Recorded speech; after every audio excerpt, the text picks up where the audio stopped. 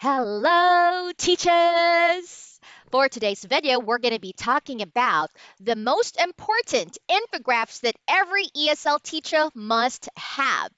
Infographics are basically graphic representations of information or data that makes it easier for the message to be understood.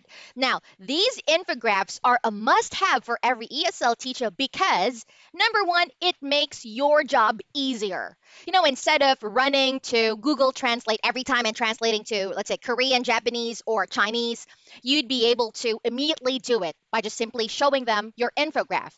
Number two, it's more convenient and easier to understand for your student instead of them figuring out whatever translation you told them, because sometimes the translations are inaccurate. At least there is a visual representation of the data and it's easier for them to understand it. Therefore, it's a win-win situation for both parties, both the teacher and the student. So, if you're interested, please continue watching.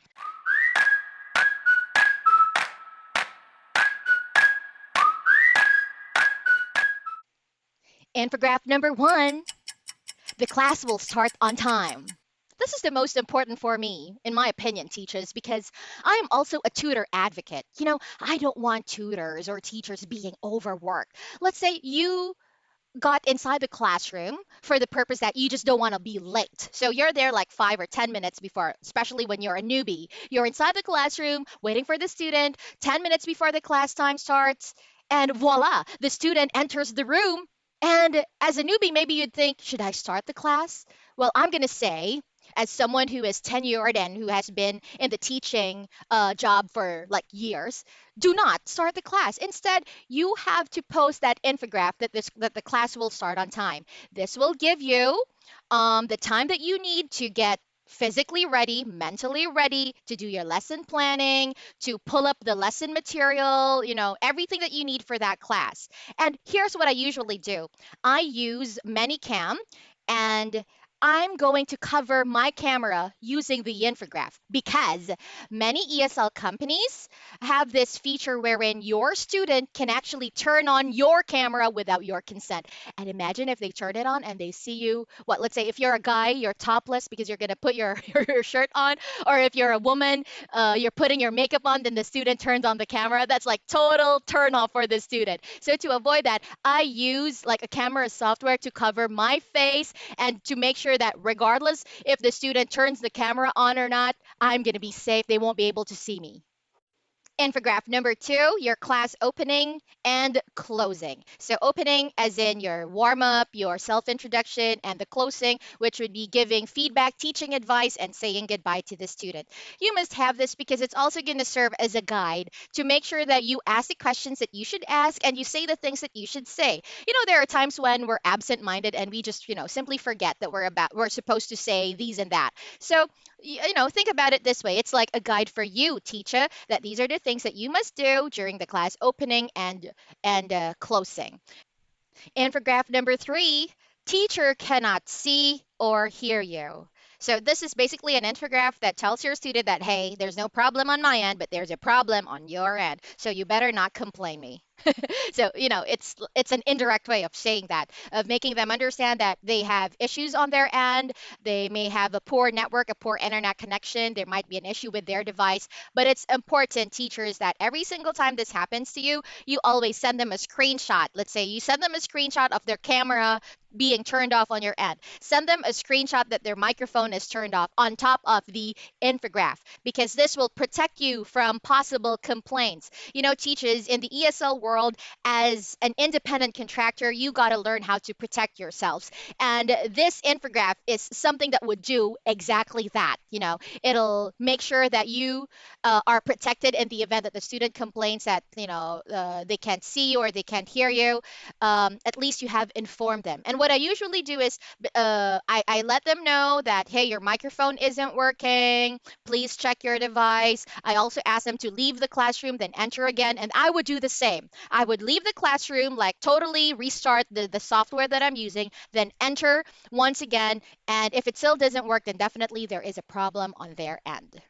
Infograph number 4, we have class instructions. When you are teaching absolute beginners, it's an absolute headache as well to provide instructions. So besides the usual TPR, and the Chinese translation, 你电机,传出来. Instead of those, or besides those rather, you should also show them like an infograph of whatever instruction you are trying to ask them to do to make it easier for them to grasp the message.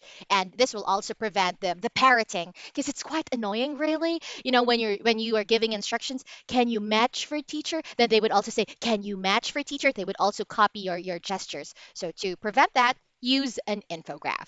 Number 5. Teacher cannot understand Chinese, Japanese, Korean, or whatever language your student speaks. You have to let them know that your knowledge of their language is only like basic, like level 1 or level point 5.